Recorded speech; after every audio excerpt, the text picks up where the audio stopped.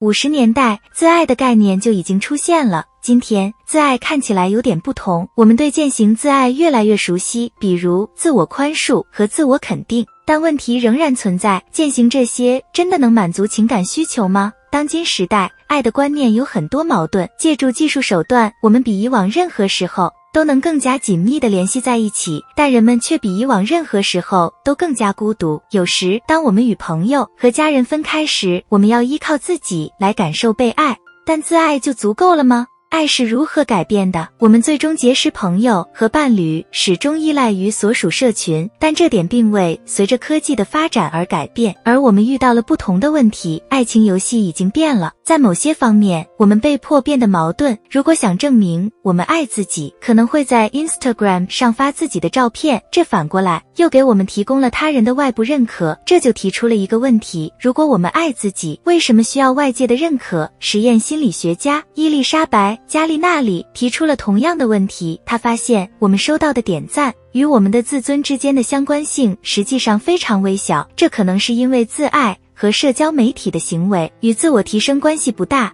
更多的是与强大自己和独立的过程有关。换句话说，自爱是个过程，开诚布公的爱自己只是这个过程的一部分，并不一定能描绘出对自己完全满意的最终结果。爱是永无止境、不断适应的过程，它不能取代我们从别人那里得到的爱。爱的形式，爱可以有多种形式。古希腊哲学家分为无条件的爱、熟悉的爱、浪漫的爱、客人的爱、柏拉图式的爱和自爱。随着时间推移，心理学家简化并理解为4种类型的爱：柏拉图式的爱、情欲或激情的爱、熟悉的爱和对人类的爱。大家可能注意到，这里不包括自爱。自爱不能像外在的爱那样满足我们，因此很难对它进行分类。同样，我们也需要柏拉图式的、熟悉的和浪漫的爱情带来的好处，比如认可、解压和情感支持。显然，外在的爱带来很多好处，但对于那些感到孤独或担心被爱的人来说，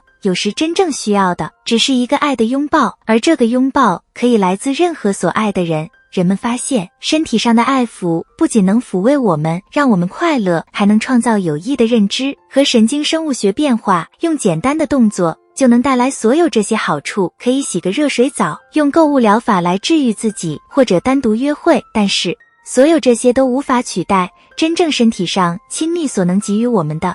自爱还是自恋？对自己有激情是件好事。如果有小伙伴想相信自己可以实现所有的目标，成为自己想成为的人，需要对自己有激情。当对自己的爱依赖于比较时，当爱来自于比别人更聪明或更美丽时，就更有可能是自恋。这是自爱还不足够的另一个原因。如果自恋是自己唯一爱的来源，那自爱可以来自于自恋，也可以变成自恋。这就是为什么把自己的爱延伸到别人身上是如此重要。爱与被爱，爱是种交易，而对自爱来说，几乎没什么得失。我们需要别人的爱，就像同样需要别人接受我们的爱一样。